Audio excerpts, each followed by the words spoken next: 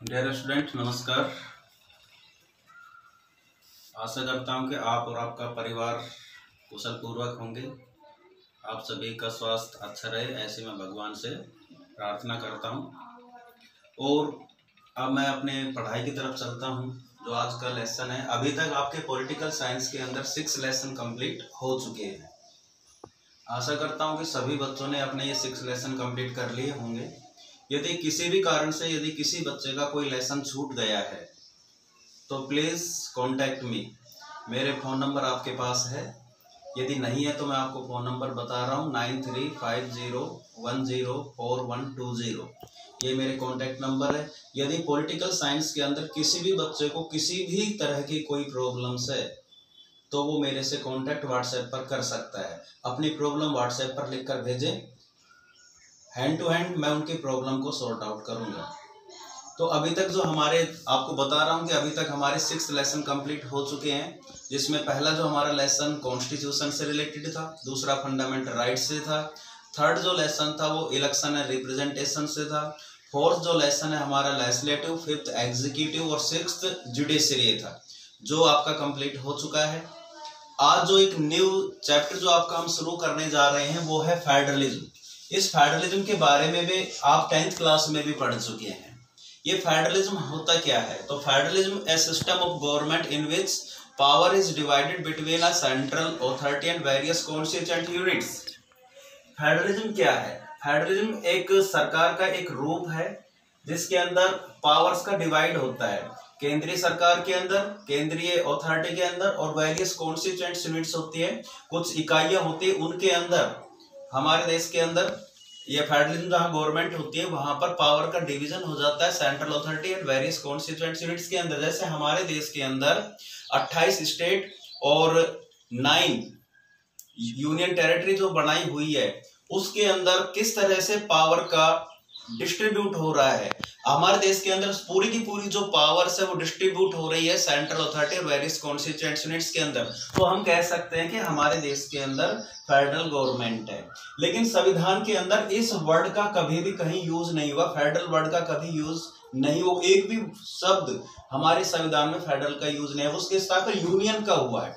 हमारा जो इंडिया है जिसको हम भारत कहते हैं वो एक यूनियन ऑफ स्टेट्स है। आर्टिकल फर्स्ट में बताया गया कि भारत राज्यों का एक संघ है। ये चीज आर्टिकल फर्स्ट के अंदर कॉन्स्टिट्यूशन में बताई गई है। तो फेडरलिज्म क्या है? फेडरलिज्म एक सिस्टम ऑफ गवर्नमेंट है। इसके अंदर पावर जो शक्तियां होती है उसका बंटवारा होता है। एक शासन व्यवस्था होती है जिसके अंदर जो केंद्रीय मुद्दे होते हैं वो सेंट्रल गवर्नमेंट को दे दिए जाते हैं। कुछ प्रशासनिक जो कार्य होते हैं जो डे टू डे एडमिनिस्ट्रेशन के होते हैं उसको ये राज्य सरकारों के पास वो पावर दे दी जाती है। इस तरह से पावर का जो बंटवारा होता है एक जो, तो उसमें इस तरह शक्तियों का विभाजन किया जाता है, वो सिस्टम फेडरलिज्म कहलाता है। वर्ल्ड के अंदर, पूरे वर्ल्ड के अंदर 2 रूट्स ऑफ फेडरलिज्म होता है। एक होता है कमिंग टुगेदर फेडरेशन, एक होता है holding together federation. Coming together federation के अंदर क्या होता है? कमिंग टुगेदर फेडरेशन के अंदर जो स्मॉल स्टेट्स होते हैं, कंट्रीज होते हैं, कम टुगेदर एंड फॉर्म एक बिगर यूनिट। उसमें छोटे छोटे देश मिलकर एक बिगर यूनिट बना लेते हैं। जैसे यूनाइटेड स्टेट ऑफ अमेरिका है, वो उसके अंदर कमिंग टुगेदर फेडरेशन है। लेकिन जो एक large country divide it's power in various constituent units and the central government, इसके अंदर अपनी एक जो बड़ा देश होता है वो अपनी पावर का डिवाइड कर देता है सेंट्रल अथॉरिटी में और वेरियस कॉन्स्टिट्यूएंट यूनिट्स के अंदर। तो इस तरह से तो दूसरे प्रकार का जो फेडरेशन है जिसको हम होल्डिंग टुगेदर फेडरेशन कह रहे हैं वो भारत में पाया जाता है। तो इसी के बारे में आज हम आपको बताने जा रहे हैं कि ये फेडरलिज्म है क्या। तो और इसकी क्या, फेडरलिज्म के बारे में तो हमने आपको बता दिया कि ये एक पावर का डिवीजन, एक सिस्टम ऑफ गवर्नमेंट है जिसके अंदर पावर का बंटवारा किया गया है। कुछ फीचर्स हम बता रहे हैं फेडरलिज्म की कि हम कैसे कह सकते हैं कि हमारा देश एक फेडरल कंट्री है। तो उसकी कुछ फीचर्स के बारे में, अब जो फेडरलिज्म की जो फीचर्स है यदि वो हमारे देश में पाई जाएगी, हमारे देश के कॉन्स्टिट्यूशन में पाया जाएगा तो समझो हमारा देश एक फेडरल कंट्री है। तो सबसे पहले डिवीजन ऑफ पावर्स, हमारे कॉन्स्टिट्यूशन के अंदर ये प्रोविजन किया गया है कि सेंटर और स्टेट गवर्नमेंट्स के बीच में पावर का डिवीजन किया गया है। आप सभी को पता है केंद्र सरकार और राज्य सरकार के बीच में पावर का जो डिवाइड है वो 3 फोल्ड सूची के अंदर किया गया, 3 प्रकार की सूची शेड्यूल लिस्ट है, उसके अंदर किया गया वो 3 प्रकार की कौन कौन सी लिस्ट है? यूनियन लिस्ट, दूसरी स्टेट लिस्ट और तीसरी कॉन्करेंट लिस्ट। तो इस तरह से तीनों ही सूचियों के अंदर केंद्र सरकार के पास क्या पावर होगी, स्टेट गवर्नमेंट के पास क्या पावर होगी, उसके बारे में हमें हमारे देश के अंदर कॉन्स्टिट्यूशन में पहले से ही बताया गया है। तो ये फीचर्स है फेडरलिज्म की डिवीजन ऑफ पावर्स जो कि हमारे देश के अंदर लागू होती है। दूसरा, हमारे देश का जो कॉन्स्टिट्यूशन है वो एक रिटन कॉन्स्टिट्यूशन है, लिखित संविधान है। जिन देशों का संविधान लिखित होगा वहां पर फेडरल गवर्नमेंट की फीचर होती है। हमारे देश का जो कॉन्स्टिट्यूशन है वो लिखित है। दूसरा, एक कठोर संविधान है। हमारे देश का संविधान कैसा है? बहुत ही रिजिड, कठोर संविधान। इसके अंदर कुछ प्रोविजंस ऐसे हैं जिनको हम आसानी से उनमें परिवर्तन कर सकते हैं, लेकिन कुछ ऐसे प्रोविजन हैं जिनके लिए बहुत ही कॉम्प्लेक्स प्रोसेस होती है, जिनको बदल पाना बड़ा ही मुश्किल होता है। वो रिजिड कॉन्स्टिट्यूशन है। दूसरा, सुपरमेसी ऑफ द कॉन्स्टिट्यूशन। अगला जो पॉइंट है सुपरमेसी, हमारे देश का संविधान सर्वोच्च है। कोई भी व्यक्ति, कोई भी नागरिक, चाहे वो कितना भी बड़े पद पर क्यों न हो, संविधान के नियमों के अकॉर्डिंग उसको चलना पड़ेगा। सुपरमेसी है कॉन्स्टिट्यूशन के ऊपर हमारे देश के अंदर कुछ नहीं है। सबसे बड़ा कौन सा, सबसे सर्वोच्च हमारे देश के अंदर संविधान है। इंडिपेंडेंट जुडिशरी, जैसे हमने लास्ट लेसन में जुडिशरी के बारे में बताया था कि जो हमारे देश के अंदर जुडिशरी है वो इंडिपेंडेंट है, वो फेयरलेसली वर्क करती है, वो किसी के दबाव, एग्जीक्यूटिव, लेजिस्लेटिव या किसी के दबाव में कार्य नहीं करती। इस तरह से हमारे देश में इंडिपेंडेंट जुडिशरी है।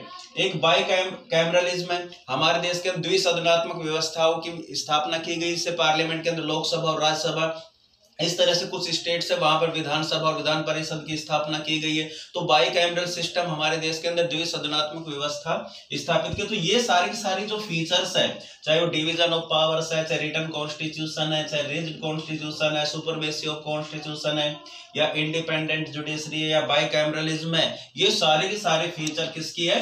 फेडरलिज्म की है। और जहां फेडरल गवर्नमेंट होगी उस गवर्नमेंट के ड्वेल ऑब्जेक्टिव होंगे।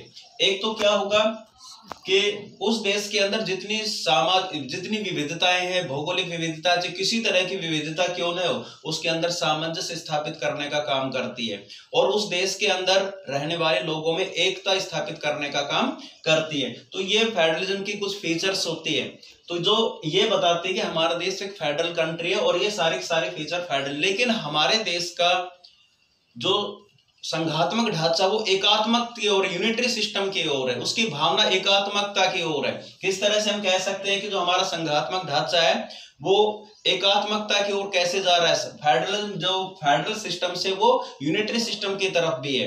कुछ ऐसे प्रोविजन है हमारे संविधान के अंदर जो हम कह सकते हैं कि हमारे संघात्मक ढांचे की जो भावना है वो एकात्मकता की ओर है। वो उसके कुछ चीजें, कुछ पॉइंट्स हम आपको बता रहे हैं, जैसे division of power in favour of centre. ज्यादातर जो पावर है, आपको बता दें कि ज्यादातर जो पावर है वो सेंट्रल गवर्नमेंट के पास है। 99 सब्जेक्ट ऐसे हैं जो सेंट्रल गवर्नमेंट के पास है और 66 सब्जेक्ट ऐसे हैं जो स्टेट गवर्नमेंट के पास है। इससे ये पता लगता है कि सेंट्रल गवर्नमेंट को मोर पावरफुल बनाया गया है। तो यूनिट एक एकात्मकता की ओर लेकर गए हैं उसको। दूसरा, no separate constitution of the state, पूरे देश के लिए एक संविधान है, राज्यों का अपना कोई संविधान नहीं है। तो ये भी ये बात सिद्ध करती है कि भारत का जो संघात्मक ढांचा वो किसकी तरफ, उसकी भावना एकात्मकता की ओर है। सिंगल सिटीजनशिप, पूरे देश के अंदर आपने देखा कि हमें केवल एक ही सिटीजनशिप दी गई है। हमारी जो सिटीजनशिप है वो हम इंडियन है, भारतीयता दी गई है। इस तरह से ये भी एकात्मकता का एक उदाहरण है। और unitary government in time of emergency, आप देखिए जब भी हमारे देश के अंदर आपातकाल लागू होता है, इमरजेंसी लागू होती है, तो इमरजेंसी के समय सारी की सारी पावर सेंट्रल गवर्नमेंट के हाथों में चली जाती है। तो इस तरह से जो संकट काल की स्थिति पैदा होती है तो सेंट्रल गवर्नमेंट के जो सारी स्टेट गवर्नमेंट के पावर को लेकर वो सारी पावर हमारे सेंट्रल गवर्नमेंट के हाथों में चली जाती है। तो जो हमारा संघात्मक ढांचा है उसकी भावना किसकी तरफ है? एकात्मकता की ओर है। तो ये सारी चीजें फेडरलिज्म के बारे में है। तो फेडरलिज्म की कौन कौन सी विशेषताएं होती है, क्या फीचर्स है, और किस तरह से हमारा जो फेडरलिज्म है वो किस तरह से एकात्मकता की ओर गया है, ये सारी चीजें आज हमने आपको बताई है। इसी से फेडरलिज्म से रिलेटेड जो क्वेश्चंस है और उसके वो रिलेटेड जो क्वेश्चन है आज हम आपको उसको फेयर नोटबुक में करने के लिए दे रहे हैं। आशा करते हैं कि आप उनको अपना कंप्लीट करेंगे। Thank you.